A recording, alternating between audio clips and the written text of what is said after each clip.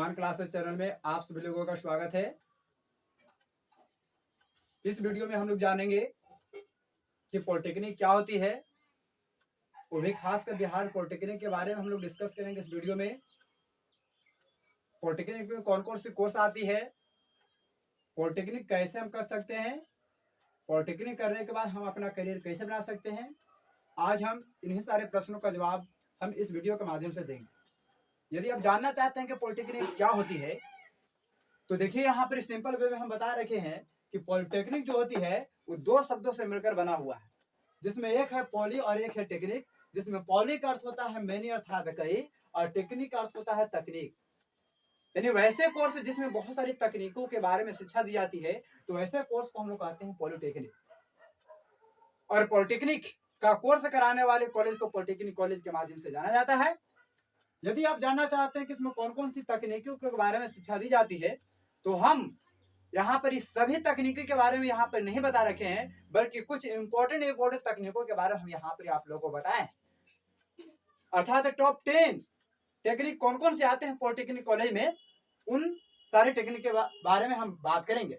जिसमें सबसे first number में है सिविल इंजीनियरिंग, सेकंड में है आपका मैकेनिकल इंजीनियरिंग, थर्ड में है आपका इलेक्ट्रिकल इंजीनियरिंग, फोर्थ में है आपका कंप्यूटर इंजीनियरिंग, फिफ्थ में है आपका इलेक्ट्रॉनिक एंड कम्युनिकेशन, सिक्स में है आपका बायोटेक्नोलॉजी इंजीनियरिंग, सेवन में है आपका केमिकल इंजीनियरिंग, एट में है आपका एग्रीकल्चरल इंजीनियरिंग, और नाइन में है आपका गारमेंट टेक्नोलॉजी, और 10 में है आपका डिप्लोमा इन होम सर्विस। अगर इन 10 कोर्स में से अगर कोई आप एक कोर्स अगर आप अच्छी तरह से कर लेते हैं,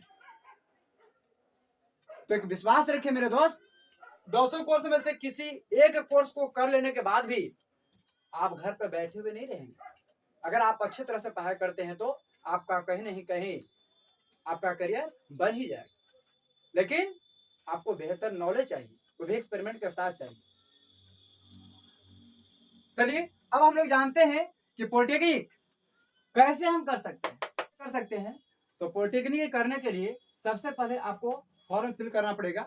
अगर बिहार पॉलिटेक्निक के बारे में यदि आप बात करते हैं, तो बिहार पॉलिटेक्निक खास करके 2022 में अगर बात किया जाए, तो 2022 का जो फॉर्म है वो जून के स्टार्टिंग में निकल सकता है, अन्यथा वह जून के लास्ट में निकल सकता है, जुलाई भी जा सकता है। अभी इसका कोई कहा नहीं जा सकता है, लेकिन आप ध्यान रखिए कि जून से जुलाई के बीच में इसका फॉर्म फिल किया जाएगा, और उसके कुछ दिनों के बाद एग्जाम होगी, और जब एग्जाम हो जाएगी तो रिजल्ट 15 से 20 दिनों के बाद निकल ही जाता है। जब रिजल्ट निकल जाएगा उसके बाद आप लोग को काउंसलिंग होगा, काउंसलिंग हो जाने के बाद आपका एडमिशन कॉलेज में करवाया जाएगा, और जब कॉलेज में एडमिशन करा लेते हैं तो वहां पर आपको स्टडी भी करना पड़ेगा, और वहां पर आपको पढ़ाई भी करना पड़ेगा। बहुत से जो बच्चे होते हैं वो सिर्फ कॉलेज में एडमिशन करा लेते हैं, लेकिन कॉलेज में पढ़ाई नहीं कर पाते। तो देखिए हम तो आपको सलाह देंगे कि यदि आप पॉलिटेक्निक कर रहे हैं तो सिर्फ एडमिशन कराने से काम नहीं चलेगा, बल्कि कॉलेज में आपको पढ़ना भी पड़ेगा। क्योंकि कॉलेज में सिर्फ किताबी शिक्षा नहीं दी जाती है, बल्कि वहां पर आपको प्रैक्टिकल के माध्यम से आपको वर्क भी सिखाया जाता है कि कौन सा वर्क आप कैसे कर सकते हैं। यदि आप प्रैक्टिकल नहीं करते हैं तो इंजीनियरिंग करने से कोई फायदा नहीं। इसलिए अगर आप कॉलेज में एडमिशन करा लेते हैं तो वहां पर पढ़ाई जरूर करें। अगर आप कोचिंग का सहारा लेते हैं तो लीजिए, इसमें कोई बुराई की बात नहीं है। ज्यादा बच्चे कोचिंग का सहारा लेते ही हैं जहां पर बच्चों को अच्छी पढ़ाई की व्यवस्था नहीं हो पाती।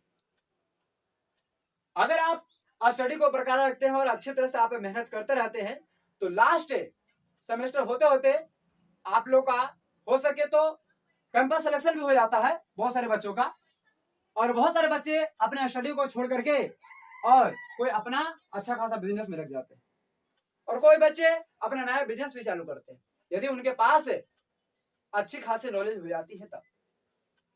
लेकिन बहुत सारे बच्चे को अगर कंपनियों में जॉब करने का मन रहता है या किसी गवर्नमेंट सेक्टर में काम करने का मन रहता है, तो सोचते हैं कि नहीं मेरा पहले कोर्स फाइनल हो जाए, उसके बाद हमको जो करना है वो करेंगे। तो बहुत सारे बच्चे अपने स्टडी को पूरी कर लेने के बाद डिग्री हासिल करते हैं, और डिग्री हासिल कर लेने के बाद कोई अगर कोर्स करते हैं अर्थात बीटेक करते हैं, और बहुत सारे बच्चे जो हैं वो प्राइवेट सेक्टर में जॉब की तलाश में चले जाते हैं, और प्राइवेट सेक्टर में जाकर के जॉब भी करने लगते हैं। बहुत सारे बच्चे जो है पॉलिटेक्निक के डिग्री को हासिल करके वो गवर्नमेंट सेक्टर में भी जा सकते हैं। यदि आप खुद का बिजनेस अगर चालू करना चाहते हैं तो आप खुद का बिजनेस भी चालू कर सकते हैं, अगर आप पॉलिटेक्निक में अच्छी तरह से पढ़ाई की है तब। अब प्रश्न उठती है, ये सारे तो आपने बता दिया कि पॉलिटेक्निक हम कैसे कर सकते हैं।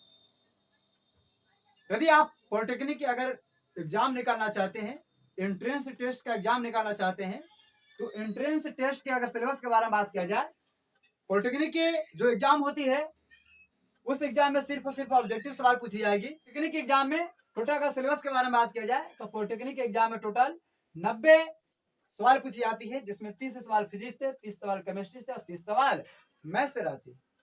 और प्रत्येक सवाल 5-5 मार्क्स का होता है। तो इस प्रकार से अगर देखा जाए तो टोटल 450 नंबर का सवाल पूछी जाती है पॉलिटेक्निक। अगर 450 में से अगर आप 300 नंबर ले आते हैं तो आपका किसी अच्छे गवर्नमेंट कॉलेज में आपका एडमिशन हो पाएगा। 300 नंबर लाने के लिए आपको ज्यादा नहीं, लगभग आपको 60 क्वेश्चन डील करना पड़ेगा। इसमें एक खास बात यही होती है कि इसमें नेगेटिव मार्क्स नहीं होता है। अगर आप 60 क्वेश्चन डील कर लेते हैं सही सही और 2-4-10 क्वेश्चन अगर आप तुक्का भी मार देते हैं, अगर उसमें से 10 क्वेश्चन में से अगर 3 क्वेश्चन भी अगर सही हो गया तो आपका 15 नंबर मार्क्स बढ़ जाएगा, यानी 315 नंबर हो जाएगा। और आपको गवर्नमेंट कॉलेज पाने के लिए 300 नंबर काफी होता है। अगर आप 300 नंबर लिया है, 300 से अगर प्लस भी आ गया तो और अच्छी ही बात है। आप जो ट्रेड पाना चाहें आपको उस ट्रेड में एडमिशन हो सकता है। तो हम उम्मीद करते हैं कि सारे वीडियो आपको अच्छे लगा होगा। अगर आपको यह वीडियो अच्छी लगी हो तो प्लीज इसे लाइक, सब्सक्राइब और शेयर करना ना